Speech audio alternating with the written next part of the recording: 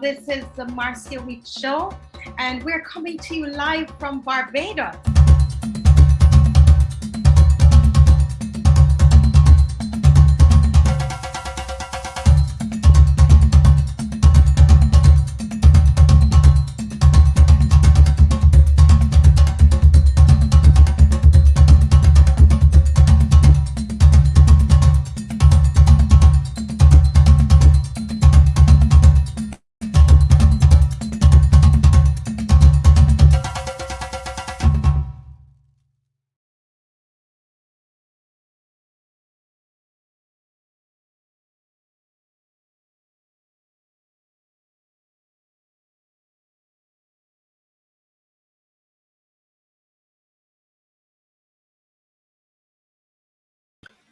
A pleasant, good afternoon to everyone. Hi, how are we doing today?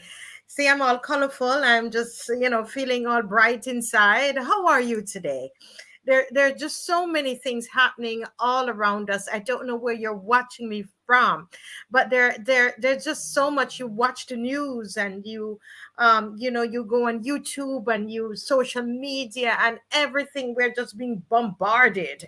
And living here in the Caribbean, sometimes you really have to wonder what's going to become of us. There are just certain ways, when I was studying in the US, you could tell a Caribbean person anywhere. Hi, good afternoon, Mr. Hoyt and Trevor Seeley. You could tell a Caribbean person we have a certain walk, we have a certain mentality, we look a certain way, etc. And sometimes when you see all that is happening around us, the TikTok videos and everything that is coming in, from the different parts of the world coming in, you wonder what is going to be left of us as Caribbean people.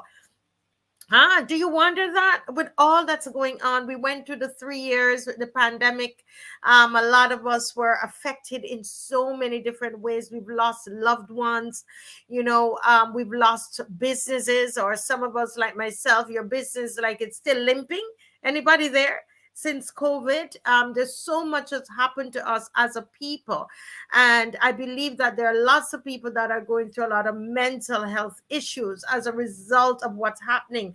And then, Wayne, when you think of all the information that is coming in on us, just as regular people, it's just tremendous, the amount of information that's coming in. And as we look out, it's almost as you look through the window and you look outside at our Caribbean, it's changing. The Caribbean is changing, and we have to ask ourselves, are we changing for the better?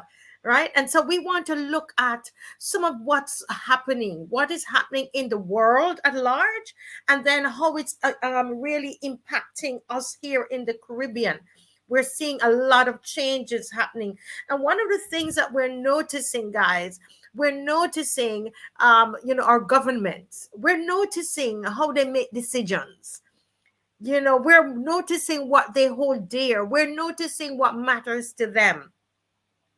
And somehow it seems to be what is on the minds of the globalists. It seems like we are being so affected by this global agenda. And a lot of people have identified that as a World Economic Forum and the WHO. And we saw in the pandemic where we couldn't do anything as a people unless the WHO sanctioned it, regardless of what was happening in our countries. Do we realize that? Now, many of our countries, we are, our hands are out. We're on our knees. The Caribbean is like we're on our knees and we are hands up and we're looking up to Massa. There's somebody we are looking up to. Our hands are out and we're looking up. And because of that, it seems like our leaders are making decisions for us that's based on what is happening globally, what's happening in the world.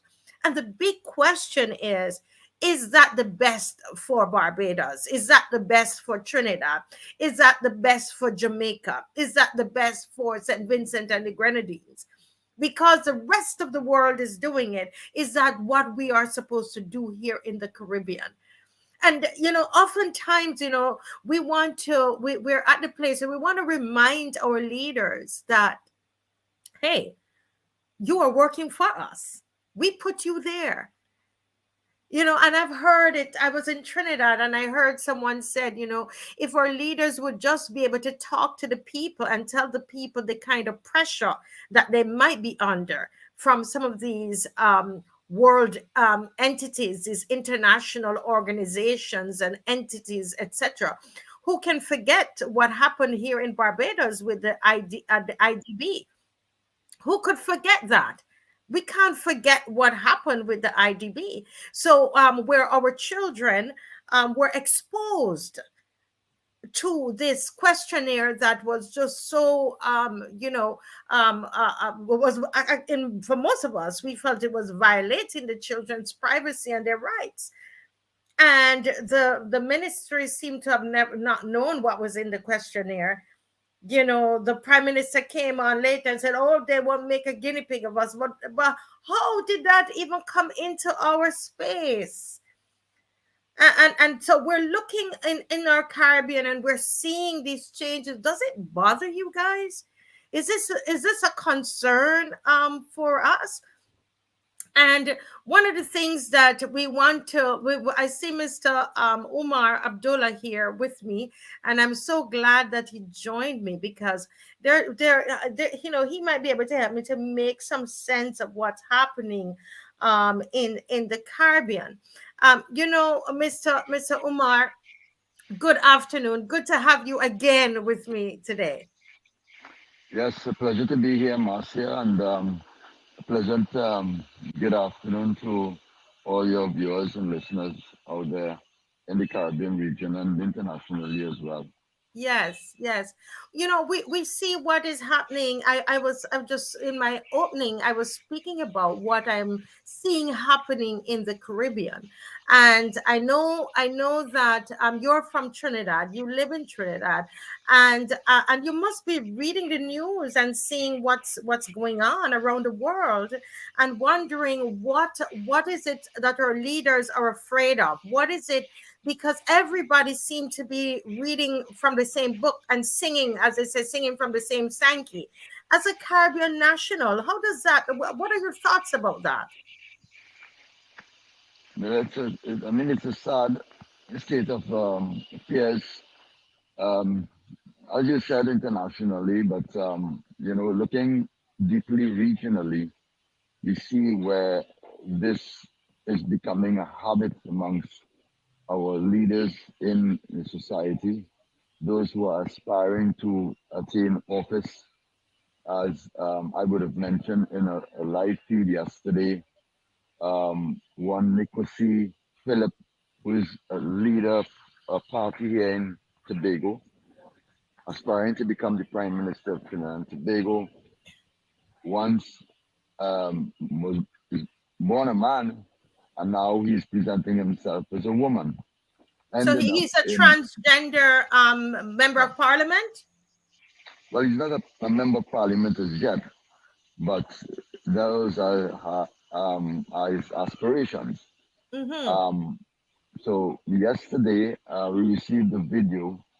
No, day before yesterday we received a video from one of our members or researchers, where he did a live from New York, indicating that the United Nations Women's Conference has just ended, and hence that was his purpose there, to represent the women of Trinidad and Tobago. And I'm looking So at this hold a minute. individual. Let's get this clear. Let's get this clear. So you're saying that a woman, a transgender woman in Trinidad who was born a man and now is saying that he's a woman, dresses Mhm. up. I saw the picture. He has his long nails and the Yeah, hair and the whole works. Still very muscular, so you could still yeah, see that he is a man. And he went to represent the women of Trinidad and Tobago at this international yeah. conference. Sorry about that. Wow. Yeah, yeah. So, I'm asking the question. I mean, how did this?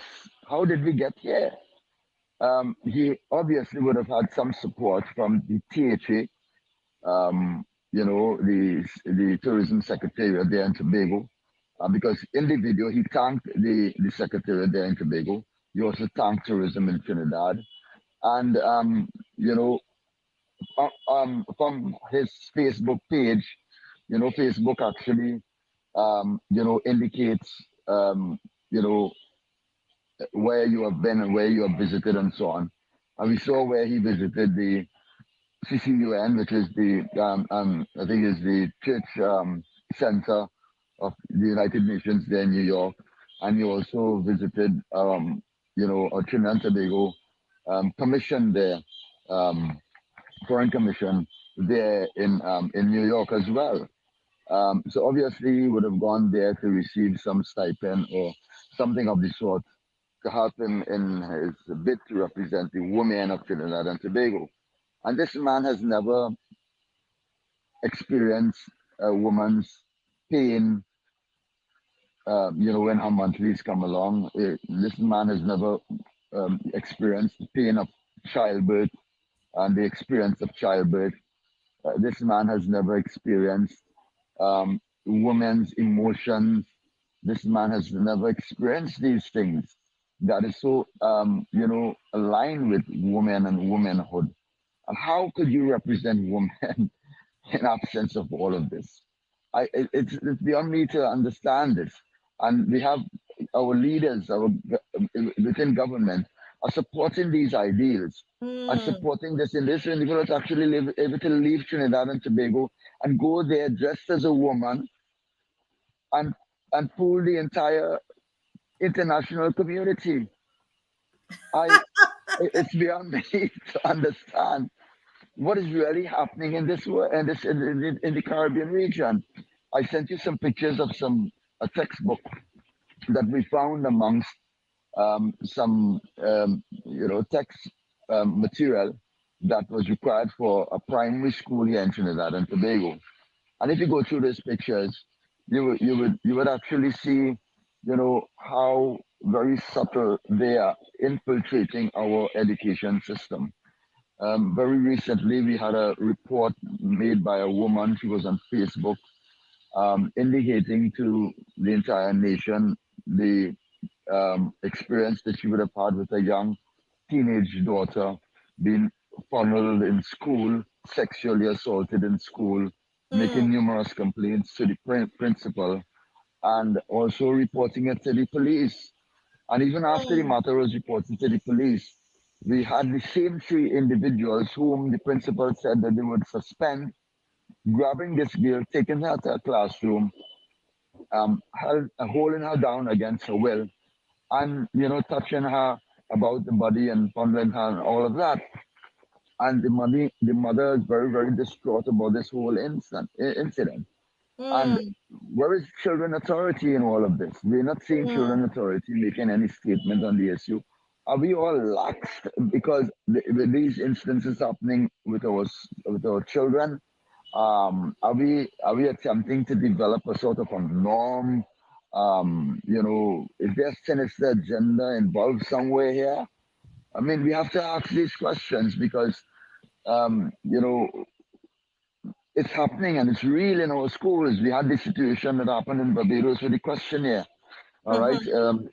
in Trinidad, one particular school was given that particular questionnaire, and we've seen this happening in the other Caribbean islands as well.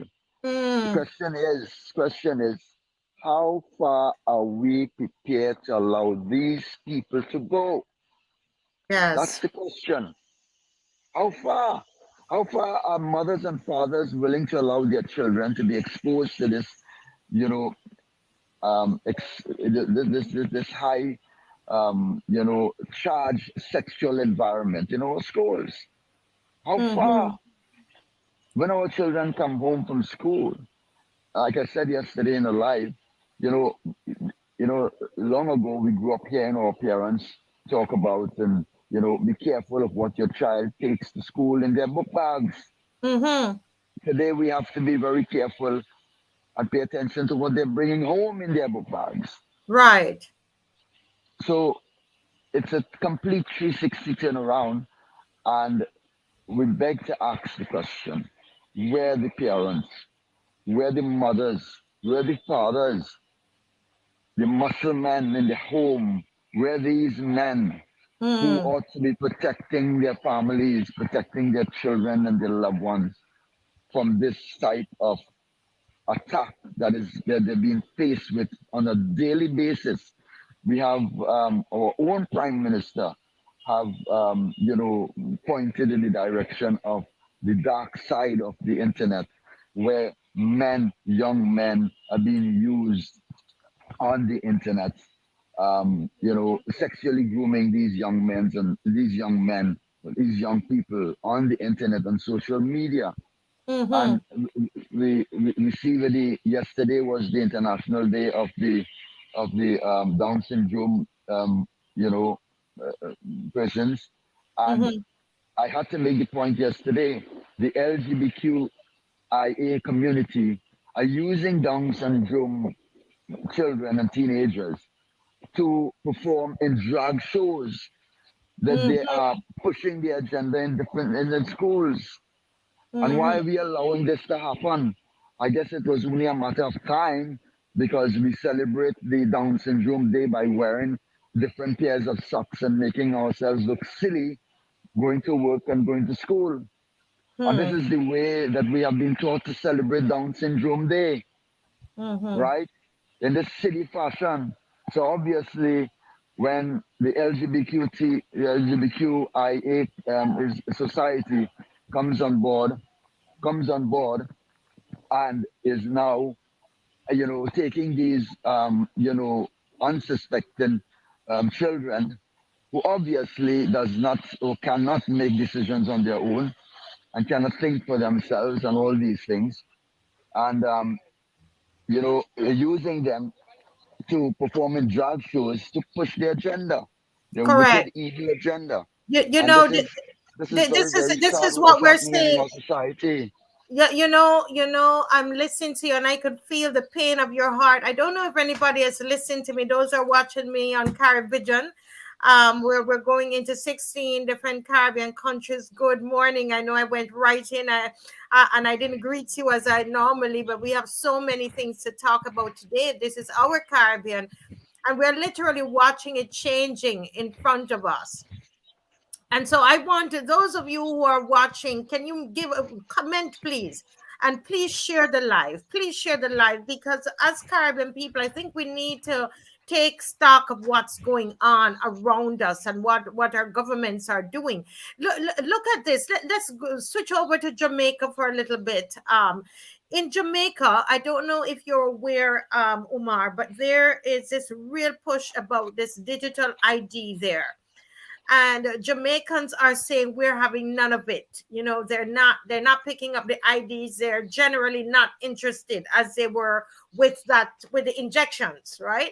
Jamaica had a very low acceptance of the injections.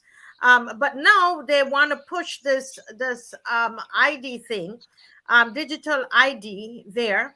And there was a bank robbery. Well, it's a bank heist that occurred, over the weekend. So let me just play a little bit of this, and then we're going to discuss, because they're using this to try to encourage Jamaicans to go digital. They said, no, you see what happens. So let's just look at, because this is all of what's Investigations. happening in the Caribbean. Montego Bay Chamber of Commerce calls for update on Enhanced Security Measures Act. And later in sports, Leon Edwards retains Just UFC let title. me get They to that are getting picture. closer to nabbing those responsible. The cops say they now know the identities of the persons involved in the robbery. Kimon Witter has the details. The Jamaica Constabulary Force says several operations are ongoing to find the criminals behind the brazen afternoon robbery in Portmore St. Catherine on Sunday. Videos circulating on social media showed that security guards from Beryllium came under heavy gunfire from armed robbers as they were approaching the Scotiabank automated banking machine in Brayton Parkway.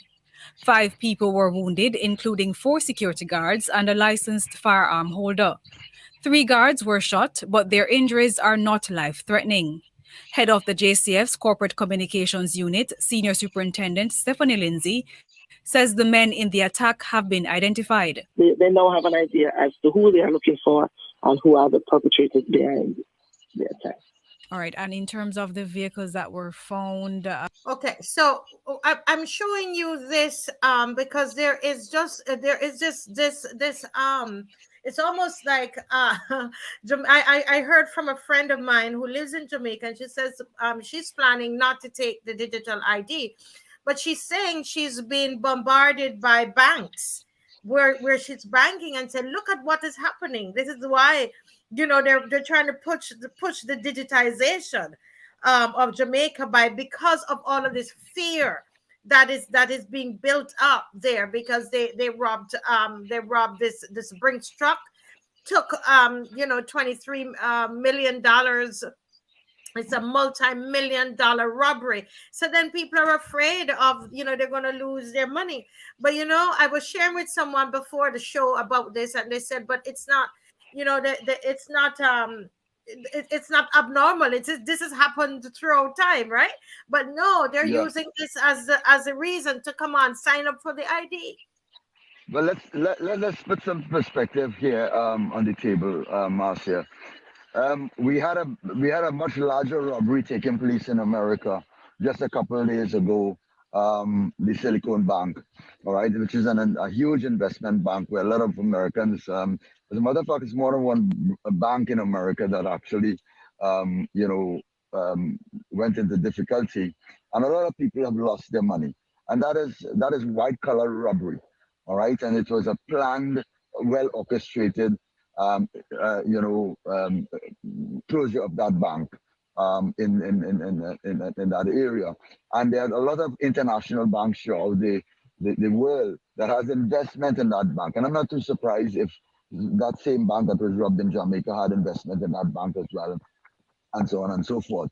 So, by the very nature of it, your money is not safe in any bank. And the woman who is thinking, and you mentioned that does not want to take the digital ID, I would advise her to take her money out of the bank. So, if her money is out of the bank has no reason to contact her and ask her or bully her or coerce her into going this direction. People have to understand the minute you put money into a bank, your money is devalued by 25%. I'm going to repeat what I just said.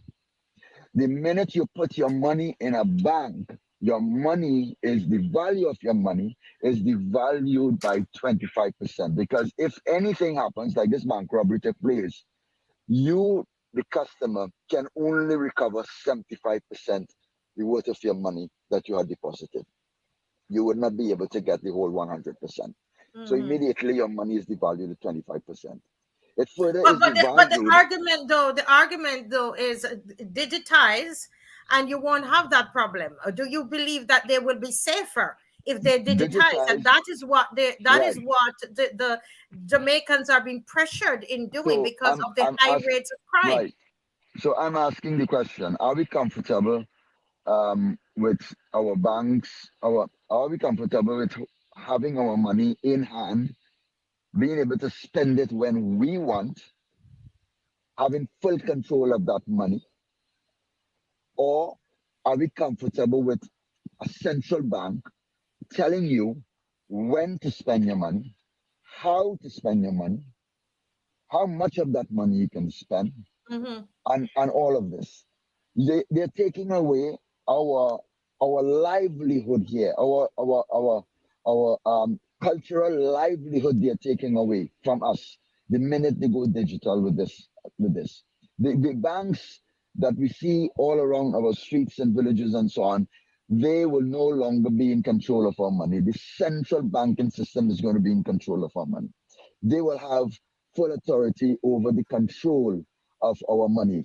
That money will not be able to see that money. We will not be able to touch it, hold it, or anything of the sort. We will be told this Hmm. is the amount of money that is available to us. This is what we can spend. This is what we can use. If they decide that because you perhaps are an activist and you're talking about something that the government doesn't like, they can Hmm. actually freeze your money. You would not So be able to you're have access saying to that money. you're saying that it's not really safer, because they're No, saying to it's digitize. dangerous. They're telling Jamaicans digitize, and you would not have to deal with bank robberies and that criminal side of it, and your money will be safe with that. And you're saying it is When not was the safer. last when was the Digitization last is not time? safer. Let me ask Huh? let me ask a question to all Jamaicans. When was the last time a bank was robbed in Jamaica? When was the last time could you recall that a bank or someone went into a bank and robbed them? All right. So I guess all of you are answering you can't remember, you can't recall. Mm-hmm. So they're using this to try to convince people that your money is not safe in a bank like that, and you need to go digital, and then this will not happen, and so on and so forth. But let me tell you all this: the banks in Jamaica have been robbing you every single day. So the Mm-hmm. bandits Mm-hmm. don't have to go into the banks and rob you. The banks themselves have been robbing you every single day. You're safer taking your money out of the bank, and the only way you can stop that digital ID is to go into the bank, withdraw all of your money, and that digital ID is going to be stopped in its tracks. They would not be able to do anything at all because all the monies that's in the banking system, you're going to take out, you're going to cripple the banking system, and that's it with them. That's Invest it. your money. Mm. Invest your money, buy land, buy goods and services and sell. Go into the wholesale business, whatever. All right. You place your money into a bank. You put $1,000 in the bank today, and you go back next 6 months to get that $1,000. That $1,000 will not worth $1,000. It's going to Mm-hmm. be Mm-hmm. devalued because of the price and inflation and all of that. That $1,000 will not be able to go as far as it would have gone today, right? Mm-hmm. So think about it, people. Do not be fooled by these people. Go into the bank, take your money out, and take it home with you. Smell it, Correct. feel Correct. it, Yeah. touch it. That is yours. What these Correct. But people want to do is to you own see, it's a your lot wealth. of fear. But you know what? It's a lot of fear tactic that is going on, and all of the governments. I'm looking here. So we talked about Trinidad and how they, what's happening in Trinidad, where they would have a trans woman representing globally, a global event representing women in Trinidad. We talked about the some of the material that is being looked at brought to the schools through the Ministry of Education, promoting, grooming and gender confusion. And we're looking at Jamaica, where they're pushing this ID. But no, let's cross over to Grenada. Grenada's government, no. You see, they're all doing the same thing. They're Yeah. singing from the same book. So the Grenada government is pushing this data protection bill. You hear the word data there Oh again? my. Well, I have something to tell you about that here in Trinidad. Wait, but let me What let took me tell place you in about Trinidad? Grenada first. Let me just read Yeah. about Grenada. The Grenada government on Tuesday defended the need for the data protection bill, dismissing calls by the main opposition NNP and at least one non-governmental organization to shelve the measure pending more public consultation on the measure. And this is what the government is saying. We need this bill to be passed and to be in place so that we can implement our big projects that we have for this country. And these projects have to be supported by the data protection bill. All right? Hmm. Right? And it goes on to say, I want to read, we have right now in our budget two main projects that are geared towards the digitalization of our economy, of our country, and are geared towards improving the lives of our people and geared towards eradicating poverty. And so this again is just, we're talking about the digitalization of the economy, is where all of the Caribbean governments, they're singing from the same stanky, because this is what it's perceived to be what the global leaders are saying. So this is what this data protection, and it always comes over as though it is supposed to be protecting us. Okay, this is Yeah. all about us and eradicating poverty and all of that. Tell me about Trinidad now. Go ahead. Well, as you know, we have a new sitting president, and beautiful speech he made. Everybody's talking about it and so on. But a lot of people do not know that these speeches are actually written for them to read. All right. So nothing in these speeches actually comes from their heart and their soul. This sitting president was the acting president when our Data Protection Act was um, um, was taken to Parliament, and certain clauses was changed in that Data Protection Act. One of the clauses was government. Now, before then, nobody could have accessed the medical records of any individual in Trinidad and Tobago, not even the government, right? That your medical records are yours.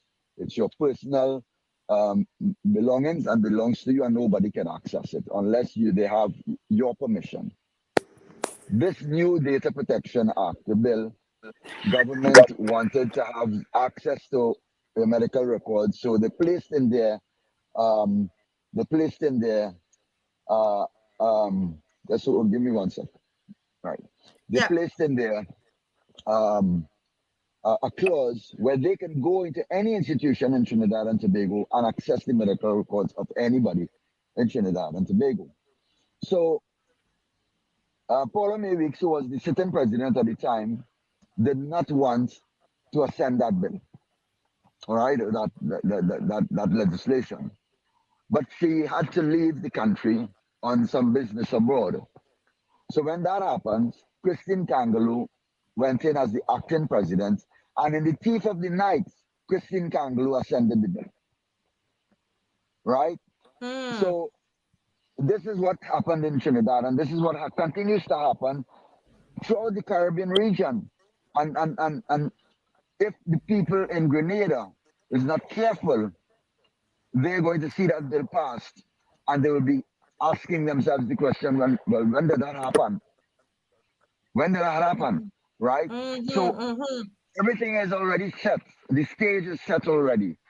And the people needs to pay more attention and not just pay attention and talk about the issues, but they need to come out in their numbers and go to the offices and go to these places and tell the government or tell these agencies that we're not going to accept this, and they have to go out in their numbers.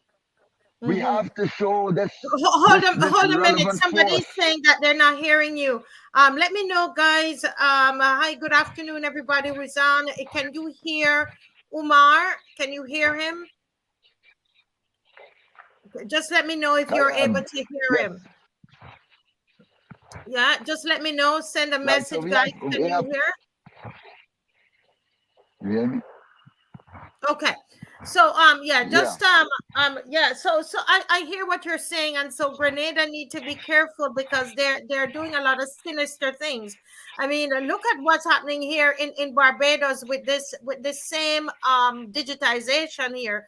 This is our national, supposed to be our national ID. And I was contacted yesterday by a pensioner here in Barbados, and I see Michelle Edwards is on, and Michelle, you can always keep jump in and comment on this. Michelle Edwards is from Barbados, Umar is from Trinidad, and where Okay. he went on the bus and presented his old ID to them, and this is a pastor. There's no reason for him to lie. And he said that when he presented the ID, he was embarrassed in front of all of the people on this bus. Right? Let me turn off your mic a little bit. There's a sound coming through there. He was embarrassed because the bus driver would not take his ID from him. Now we were told here in Barbados that the ID is going to be the old ID will become no longer relevant after March 31st. Today is March 22nd. Yesterday it occurred was March 21st. So I'm not sure why the bus driver did not accept this pensioner's ID. And the pensioner insisted on riding and decided he wasn't going to come off the bus. And I heard of the story last night, and I'm thinking, is this a precursor? Is this what we're going to experience for those persons who do not pick up their ID, that they will be locked out of certain services? Is this what are we gearing up for? And so is this a reason, or was there another reason for them not accepting his ID? He says, I spoke to him just before the show, and he told me that he's accustomed to using that ID whenever he takes the bus. Was there another reason? Is it that this driver is not aware that it's not March 31st as yet? But regardless of whatever the reason is, the point is that we are at this stage where we have to understand this is going to be a different Caribbean that we're living in, because all of the Caribbean countries and leaders, they're gunning with this digitization and with these IDs. So what is going to happen? We're going to be locked out of services? It's also happening here. Yes, it's happening here as well, Marcia. Pensioners are being refused service at our banks here in Trinidad and Tobago. One particular bank I know for sure, that's the Royal Bank. When the pensioners go to the bank, they're being told they are no longer doing over-the-counter transactions. They have to go and do their transactions online. So all these pensioners, most of them are not very savvy when it comes to technology and so on. They still have those little phones they call Me Too phones, no internet access, etc. And they're being told that they cannot no longer do transactions over the counter. So they're there now with their checks in hand, their pension checks or whatever the case may be. And they're being told now that they can't go to the bank and change those checks. They have to go and face one of those institutions who does those transactions, and they're being charged a percentage, 10% and so on, to change those checks. So 10% immediately comes out of their checks, and this is what they have to face with. We also have situations here in Trinidad where persons are not allowed to do any transactions unless they have their new identification card. And this is it's not just happening in where you said that incident took place, but it's happening throughout the Caribbean region.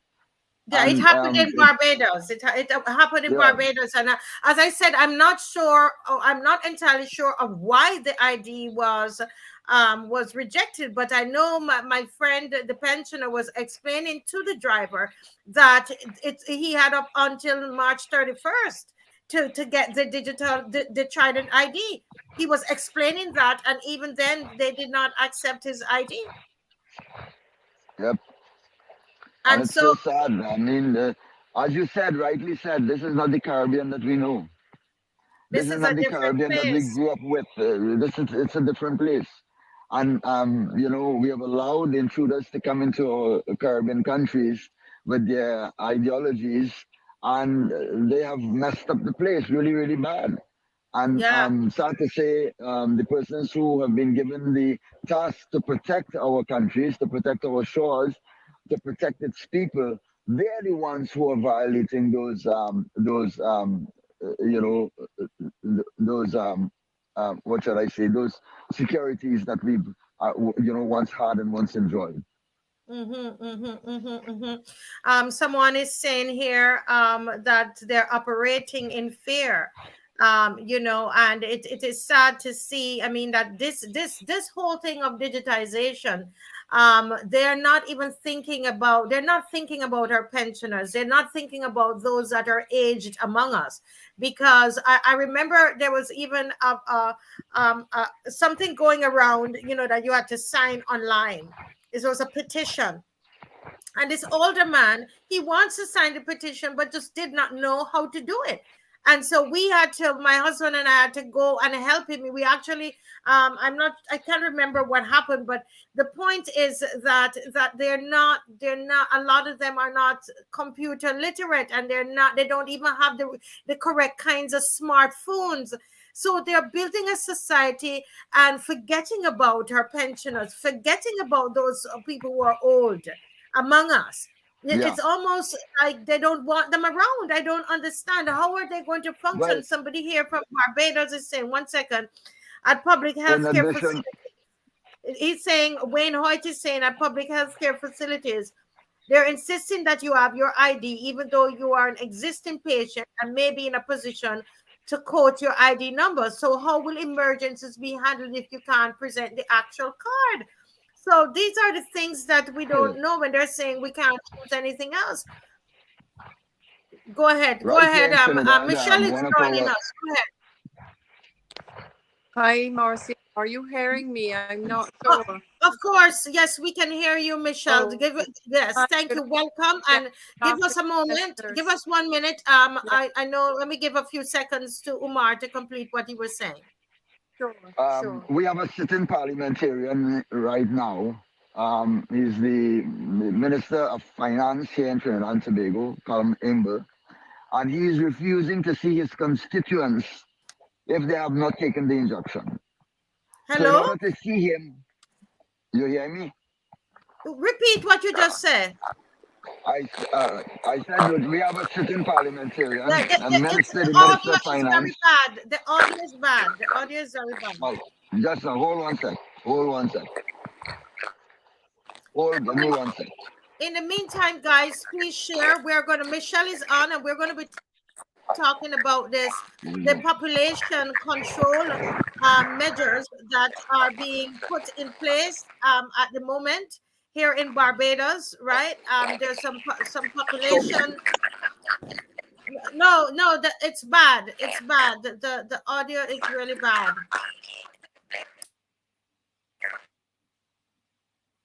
Is it me? Oh, it must be. I don't think. Okay, you hold 1 second. I think I know what's happening. Right. Are you hearing me now, Marcia? Yes, I am. Go ahead. Right. Good.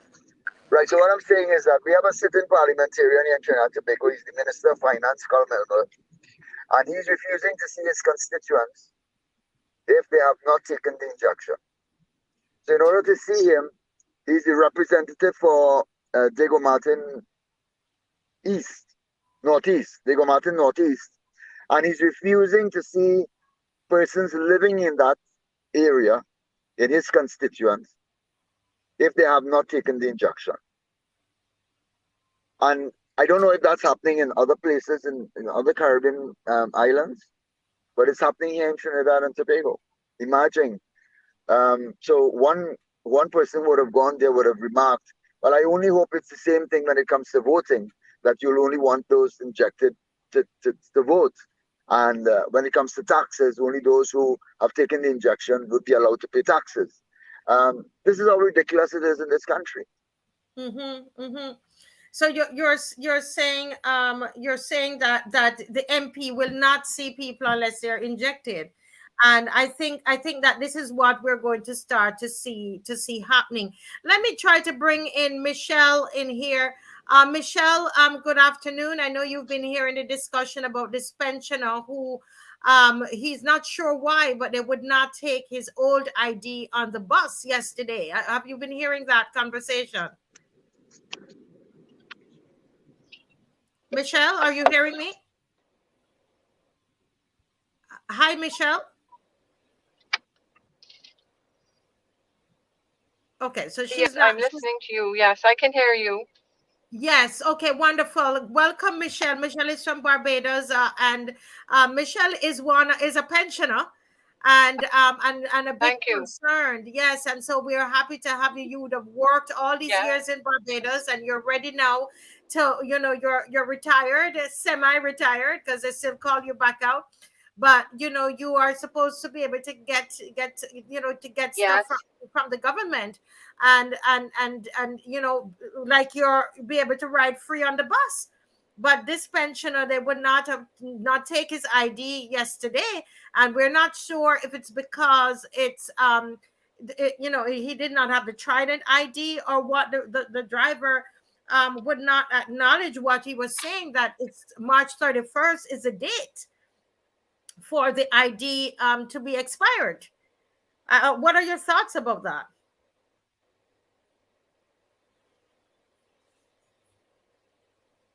Not hearing her again. Well, I think there is a lot of confusion with information being, yeah. Yes. Okay. So we can hardly Uh, hear you. We can hardly hear you. I'm not sure. There's something wrong there with probably the internet. So we're not hearing her at all. That's that is unfortunate. Let me just also there's something else that's happening in Barbados. oh, there. I'm so sorry. I think, yeah. Okay, keep speaking, Michelle, and let Internet. me see if I can. Mm-hmm. The internet, yes, the internet, it probably is the speed of your internet, could be, that is causing it. But yeah, so but Well, really, I was just, yeah. I'll have to come on another time because it's in a very bad place at the moment. They do not have the internet here. Okay. All right. No problem. So we will arrange for you to come on at another time. Thank you so very much. It would have been great to hear from a pensioner, about this particular issue. But Umar, you know what? I have you on. I haven't had you on in a long time. Just the other day, you're here, so we're going to be on with our all our viewers and discuss some of these things happening in the Caribbean. Now, look at this here. I don't know if you know about this, but in Barbados we have something called the Barbados population policy. And I know that Michelle had a whole lot to say about this. And I would love to know what our viewers have to say about the Barbados population policy, which, they release a page, the GIS, Government Information Service, released this page on their website on March 16. Frequently asked questions on the Barbados population policy. What is a population policy? The population policy outlines strategies that will increase the likelihood that a country continues to have a population size and balanced age structure to achieve its economic, social, and cultural development goals. A population policy is planning tool for the future, and the objective of the proposed Barbados population policy is to promote sustainable and inclusive development and good quality of life for Barbadans and residents without compromising environmental sustainability and the ability of future generations to meet their needs. Now, why is this important for Barbados? Why is there a problem? Why does Barbados need a population policy? I don't know if those from the rest of the Caribbean know this, but the total population in Barbados has grown only by 24% in the last 60 years. Since 1960, birth and fertility rates have consistently fallen, and fertility rates have dipped below replacement since 1980. Barbadians have been concerned about managing the size of the population so that there are resources to provide decent education and health care, reduce poverty, and provide opportunities to the population for personal development. We're also concerned about the environmental deterioration and good management of natural resources such as water, right? Since the 1960s, Barbados has had a consistent decrease in fertility rates. The total fertility rate declined from 4.3 in 1960 to 1.8 in 2017. This is below what is defined as a replacement fertility rate of 2.1, which is rate at which a population exactly replaces itself from one generation to the next without migration, right? Now, I'm coming. Listen, this is important. We got to read so we understand. Look. So no, they're going to talk to us now about how do they plan to increase the population? Right? How do they plan to increase the population? They said the population policy does not advocate for people to have more children, but rather it recommends a framework to support those who may wish to have children but are unable to do so because of financial, social, or fertility issues. Recommendation address the barriers to childbearing for those who would like children and are considering their options. So they're not really encouraging people to have children, okay? But what they're encouraging, what they're planning to do is migration, right? There are mixed approaches to maintain a population size to make sure that we can take care of each other and meet labor force needs for development. The proposed policy recommends that the population dynamism through careful growth in size, especially those of working age, can be attained over a 30-year period, mostly through managed migration. So here it is. We're in this country, in Barbados, where there is a great population decline since the 1960s. And what they are recommending, the recommendation for the increase in our population size is migration. In fact, they have a figure. They said that we are down by 80,000 people.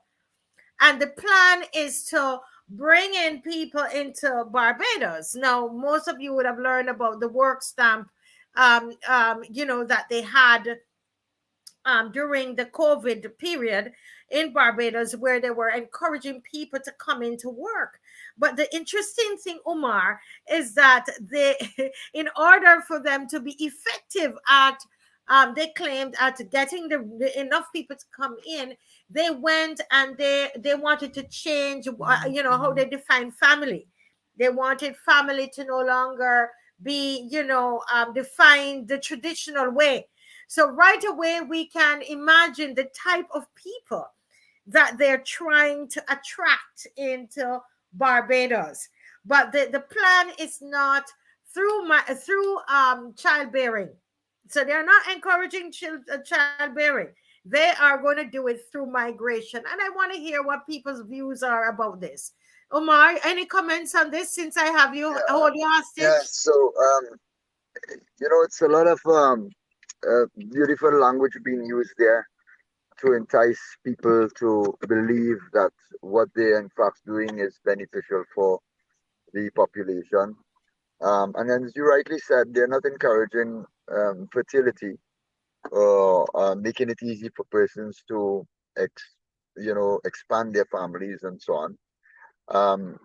What they're actually alluding to is bringing people in with certain skills and what have you into Barbados, so that they would be able to add to the asset of the economy and what have you and so on.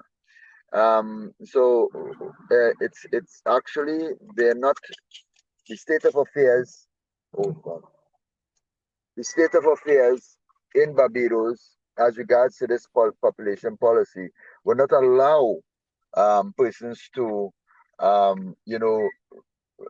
procreate. It will not allow poor persons or aged persons to continue living, a healthy lifestyle or enjoy their fullness of their lives. There are going to be implementation of a lot of things that is going to,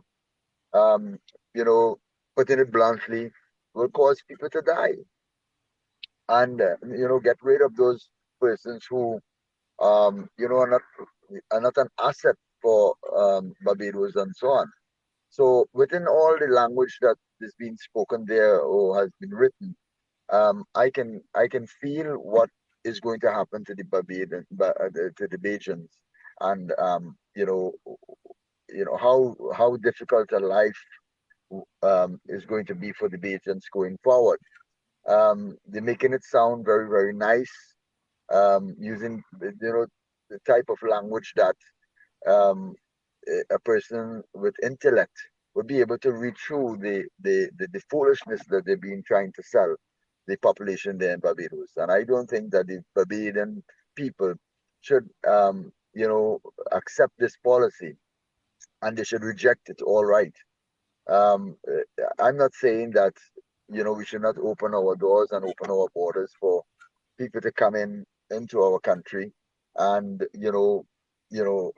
bring with them their skill sets and bring with them their expertise and so on, so that, they can help us, improve our systems, improve our population, improve our health and all these things. I'm not saying that we shouldn't do that, but it should not be a situation or a policy where you're no longer focusing on your people and the health of your people and the future generations of your people.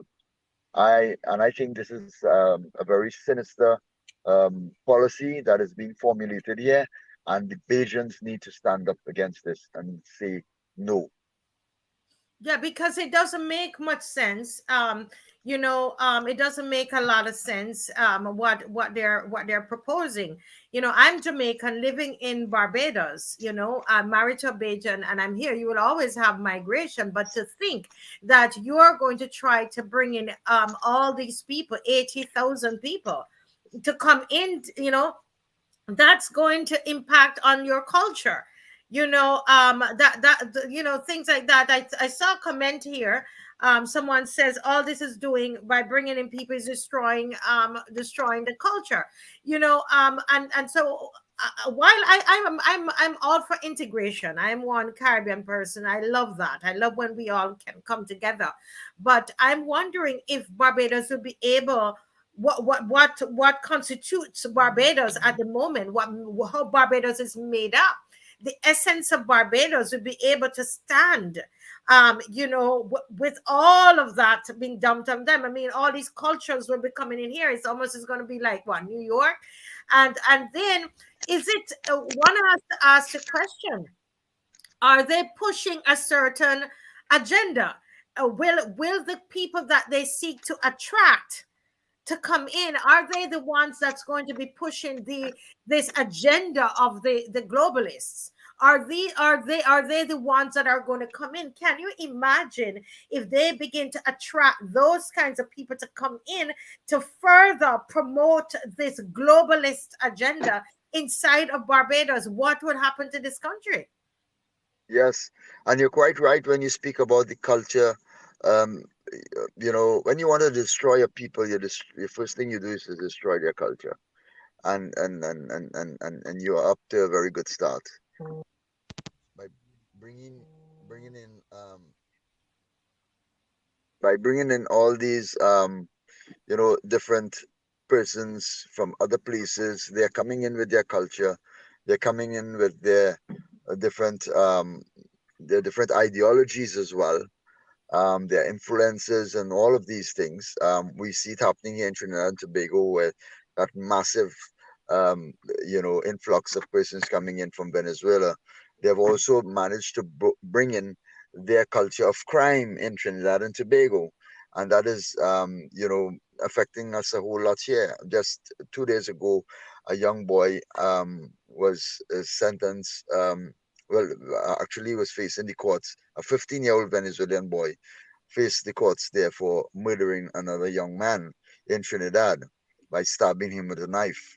So, these are the kind of things that we are going to be witnessing and seeing happening in Barbados very, very, very soon, if this is the policy that they want to implement.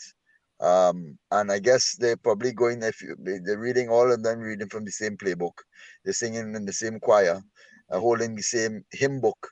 So I guess we're going to see it being rolled out in other Caribbean islands as well. You, you And we know, have to be very careful yeah, in moving sorry, forward. sorry, complete what you were saying. Right. I was saying, Trevor Seeley hit it on the head right now. He says if the government was interested in population increase, I guess they would focus on building it. They would say, get back into bed, Barbadians. No word in this Yes, direction. It is an agenda. Because exactly. if you're pushing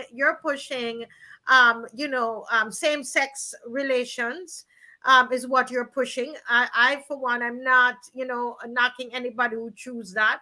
But if from where you sit as a government, that's what you are pushing, you're promoting that. Okay, and you're promoting, the woman's right to choose, and they could, have as many abortions as they want. It's illegal in Barbados. I know of children who are underage doing abortions in Barbados. So if that's normal, one would think that you would want to go to the basic, go back. But man and woman come together to have children, right? Go back to Yeah, those basic but things I, and I, I encourage mean, that. I may be stepping on some toes here, but that's quite all right. Um, I mean, if I'm an individual and I prefer a particular type of lifestyle, and I enjoy certain, things that is not really available to me when I walk out my door in my country, I will obviously appreciate if it's coming from somewhere else and it could be available for me in my country. So we have to be very careful. We have a lot of our Caribbean leaders not really all that straight, and we know that. And they pushing these type of policies is going to open the floodgates for these types of characters and individuals to flood into the country. And what we will see happening is a total breakdown of our family structures, our home structures, and it will certainly destroy our society as we know it. There's no longer going to be a structure of a man and a woman and children, a strong male, leadership in our homes, a strong woman, who's going to be able to provide that, uh, you know, element of motherhood and wifehood and all of that. It's really, really going to mess us up a whole lot. And we've seen it happening already in some of our societies and so on. And it's really, really frightening that a day is going to come where, we're going to wake up in our countries, in our islands, in our beautiful islands, and we will no longer be able to see certain, rigid structures that has held our society and held the fabric of morality and, peacefulness and goodness in these islands. No Yeah. more will that be there, and You it know, is frightening. It's really, It, really it is frightening. frightening. It is frightening. And that's how we started off the show, talking about what's happening in the Caribbean. And if were born in the Caribbean and you live here, you can literally see how things are changing, and not necessarily for the better. They are telling us that all of these things is going to put more money in your pocket. They're saying that if we get the 80,000 people in here in Barbados, then, the economy is going to be better. But Wayne is asking the question: do we have the infrastructure and the amenities? Are they adequate to deal with an increased population? Mm. Sonia is saying that a lot of people don't have their own homes, and bringing more people will decrease home ownership even more. So I don't know. I don't know what they're, how they plan to deal with this. But I am just saying, as a lay person, that I'm not a science major, but it takes a man and a woman to have children, right? And why don't we encourage that and give some incentives? There's some countries they will give you. China started to do that, to pay you, give you a little incentive. If you have 3 children, you get a little something more. If you have 4 children, why don't we start that? They're thinking, for the next 30, or how many years. Let's start now and encouraging people to have more children. Why don't we do that? Yes, and I mean, it's really common sense. Yes, Marcia, it's really common sense. And what they're trying to do here is beyond madness. It's yes. beyond crazy, and it's stupid. It's becoming the new norm. Madness and insanity is becoming the new norm here in the Caribbean region, and uh, sometimes I feel lonely. Don't you feel lonely, Marcia? sometimes. I am telling you, it really does feel lonely. And I got up this morning and I was thinking, I said, wow, what is going to happen? Because our leaders, they're obviously under pressure because everybody is doing the same thing. They're all doing the same thing, and they're doing things that don't make, that it doesn't make any sense to us. We're looking at this and we're saying, listen, why don't we give incentives? I mean, it's natural, it's normal. Anybody, teenager could come up with the answer to this problem. But if they know that if they push that, they're going against the globalists. They can't push that because the agenda is, they're pushing the same sex relationships, and that will not produce children. That will not produce children. No matter what you do, they will have to do some kind of, I know they're creating these the situations where you can go and do it in a lab, or they will impregnate a man, doing all kinds of medical, all kinds of things to make it happen. But naturally it's not going to happen. And so because they know that, they're skipping over all of these answers that's staring them right in their faces. The whole thing about marriage, most of Well, our young people. one thing they were able to achieve, Marcia, was by the injections. They covered that area and ensuring that women will not be able to become pregnant. So they took care of that with the injections. Children who would have gotten the jab as well, they will not be able to have children, and so on and so forth. And this fact actually came out from um, the um, the John Hopkins University. A friend of my sister in Pennsylvania would have told her that what they have discovered in the university. That's it. Oh wow, we lost him. I lost him there. I don't know if by mistake I come right back in. Come right back in.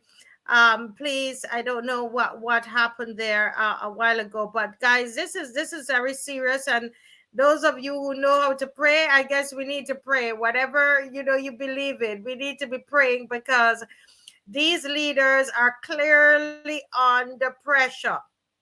Yeah. And so on. So Jen is saying we could promote larger families. Jen, when we were coming up, we would hear of people having 7 children and 10 children and all of that. And now guess what, we laugh at them. If somebody has 7 children, we're like, where are they going with all of that, right? What is it? What's the purpose of that? you know um yeah. Sonia is saying that her granddaughter is 6 years old and thinking that men can get pregnant because she saw it on the internet. That is the kind of world that we're living in. That is what they're doing. That is what they're doing, and they want to pressure us. They're under pressure, and they're signing agreements. Those that we put there, our leaders are signing agreements, and they're basically changing how the Caribbean is, really changing our culture and changing who we are as a people. There's this other news item that I wanted us to look into. We're going to have a whole show, Sonia, on just this topic. But it talks about, this headline says Russia writes off 20 billion in debt to African countries. And one has to wonder what is it that Russia wants, right? And I know I do have some of you from Africa who watch me, and so these are some of the topics we're kind of basically touching on them today, but that we will have a full show on them, to figure out why is it that Putin would write off $20 billion in debt, to the African countries. These are things that's happening all over the world, and they're using money. They're dangling a lot of money at people, and that's what's happening to our Caribbean leaders. Money is being dangled at them, and they're going to help our economy, and they're going to do all of that, right? Yeah. And so on. So all of these things are happening. Sonia is saying that Is it so that Next Gen Wellness is saying that we could invite Barbadians to come back home who've left home? The question is, are they going to come? I mean, that would be a great idea. If we would probably build the country, build up the economy in such a way that they would want to come home. Are you living overseas, Next Gen? Next Gen, are you overseas and or will you come home? That's the question. Yeah. Trevor is saying, I do not think they're under pressure. They have been given their orders and filling them out. They no longer work for the people. That could be it as well. I sometimes I do wonder if they're under pressure, because how could all of them be saying the same thing and doing the same thing? Everybody's pushing the same globalist agenda. And here we have Russia writing off the $20 billion debt for these African countries and promising them the world. Yeah. They're promising them the world, and that's what they're doing to our Caribbean governments. They are promising them the world, promising them all these things that they're going to do for them, and they're putting them under pressure. And I really hope that Africa don't, continue. I mean, they've just been always bowing, Africa seem to always be bowing, and our Afro-Caribbean leaders seem to be bowing as well. What's going to happen? Listen, I think we need to have a whole show. Guys, do you think we need to have a whole show about this population control? What are your thoughts about that? Should we have a show just on the population control? Anybody? What are your thoughts? I think that this is a topic that we really need to delve into, because I believe there is something sinister behind it. And the last thing I want to say about it is that, Nehemiah, that I had a young person contacted me, and they heard about the Welcome Stamp program, and they wanted to come to Barbados to live. And it turns out that he was interested in it because he lives a gay lifestyle and felt that he would be more comfortable here. This morning, someone told me that they went to an event and met two persons who came in from the Welcome Stamp program. And it just happened again that these two persons are, they're in a same-sex relationship. I'm wondering, if there is, what is really behind this whole thing about this migration? Who are they going to attract to come into Barbados, right? And so this is what is happening. Agree with you, Bantu Caribbean Production. They promise all kinds of things if you will bow down and worship them. That's what is happening, and I'm very curious to see what's going to happen with Africa and with Russia at this point, because if they have canceled 20 how many billions, over 20 billion in debt for Africa, what will Africa have to do? Will they have to bow down, as our Caribbean leaders are bowing down? Barbados is so deep in debt. What are we bowing down to? What is it that we have to bow down? What is the IMF saying to us while we're implementing these things? So these are some of the issues that we are dealing with, and a lot of questions that were asked. I posed a lot of topics at you today because I really wanted you to get a full picture of what is happening here in the Caribbean, right? And once again, St. Vincent and the Grenadines, they had a second day of protests yesterday. They were protesting Monday and Tuesday, and the unions are saying in St. Vincent that they are not backing down. They're not backing down. So that is what they're saying in St. Vincent, that they're not backing down, that they are demanding that the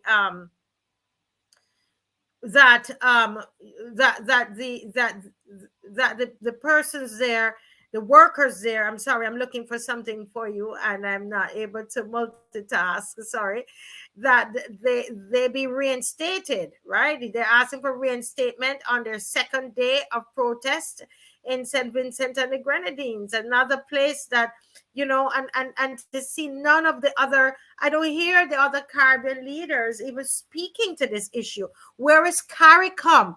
Where is CARICOM's voice on the people in St. Vincent, about the people in St. Vincent and the Grenadines? Where is CARICOM? Where are the other leaders? Right?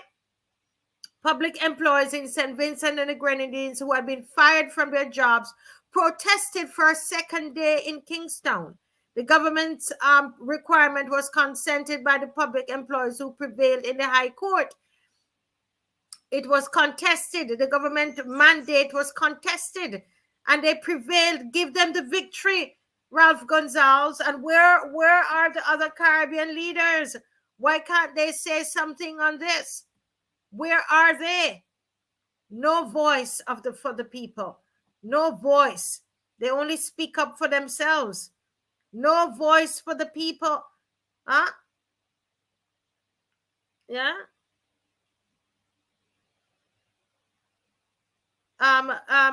Jen is saying Next Gen Wellness is saying, but I'd say let's see, because the world is changing. The world order may not be as it seems. What do you mean? Do you think that it might be for the betterment of the people?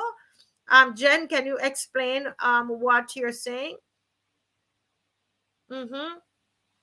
So, Jen, you're saying that you would come back to Barbados, but you're saying that there would need to be good strategy and incentives for investments. You're saying you would come back to Barbados. I'm sorry. Is that what you're saying? Yeah. Is that what you're saying? Next Gen, we have another 3 minutes, and we're going to close out this program today. But these topics, as I said, they are very, very important. But I just have a little video that I want to share with you to close out this section, this segment today before we go. And I think it's important. It kinds of put things in perspective for us. And let me see if I still have it here that I want to share with you all. And it's this guy. It's really making the rounds on on YouTube. But just listen to what he's saying. He's saying that the globalist is the greatest threat to national sovereignty in the modern age. And this is what we're seeing in the Caribbean. Our national sovereignty is really under threat here in the Caribbean. And this is what is happening, right? But so listen to what this gentleman is saying. The United Kingdom is a Christian country. I think that's true, but we really talk about the root of British values, which have a strong foundation of Christian values. Take, for example, our common law, based on the Ten Commandments. Laws against murder, adultery, theft, and bearing false witness, i.e. perjury. We no longer have blasphemy laws, but it could be argued certain demographics are trying to bring them back. I believe our moral compass, our sense of right or wrong, comes from the Christian definitions of what is good or bad. Many people today, especially atheists, would claim they don't need a religion to determine a moral compass. But where do they think Western moral values evolved from? They're certainly not universal. Many nation states around the world have entirely different moral codes to ours. Christ summarized the greatest commandments as love God and love your neighbor as yourself. UK law is centered around the idea of private property. Thou shalt not steal, thou shalt not covet. That is where the majority of our liberties comes from. Possession is 9/10 of the law. The same goes for nation states. The Bible tells us that God decreed the nations and tribes for our inheritance. When the Most High divided to the nations their inheritance, when he separated the sons of Adam, he set the bounds of the people according to the number of the children of Israel. This is why I think a government's number one job is to protect those borders, because without borders, we have no nation. I believe many of us would say that globalism is the greatest threat to national sovereignty in the modern age. And I would certainly say that projects like the WEF, WHO, and the UN are pushing for what's essentially one world government. The Bible strongly advises against such an idea. Human rights are a relatively modern concept. Our national sovereignty freedoms, liberties, and right to private property have been around a lot longer. To me, our freedoms as Brits are God ordained. From my point of view, British values are synonymous with Christian values, and that is a thing to be celebrated. Interesting perspective. Interesting perspective. You know, I know that we have different views and different you know, we see things all in different ways and different religions, etc. He's advocating that the British culture and the British society is based on Christianity, which it's true. That's a fact. Whether we like it or not, the laws, everything, you know, the Church of England, everything, right? But and stating how we're moving away from that. Is that what's happening in the Caribbean? Is it that we're moving away from religion? Is that what? And is that a good thing? Is that a bad thing? That's something I leave you with, but we'll continue these kinds of conversation. I want to always give you that opportunity to donate to the show. We are trying to set up our own website so that I'm able to stream directly to my website. And so I'm going to ask you if you can donate to this for us. Step by Step Films at Gmail. That's a PayPal account. That's what we have at the moment. And until they shut it down, this is what we're going to use. So I need you guys to donate something, whatever you have. We appreciate it. And just to help us in order to set up our website.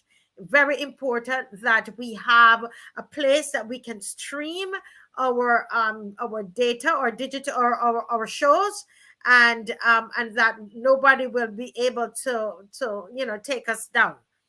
At least not at the moment, right? So if you would like to do that, please donate to Step by Step Films at gmail.com, right? And go ahead and, you know, also subscribe to the Africa Bridge channel if you want to see more content of this kind. You want to see more of this kind of content and more discussions around this, these kinds of issues. Please subscribe. And guess what? Let me know the topics that you would like to discuss.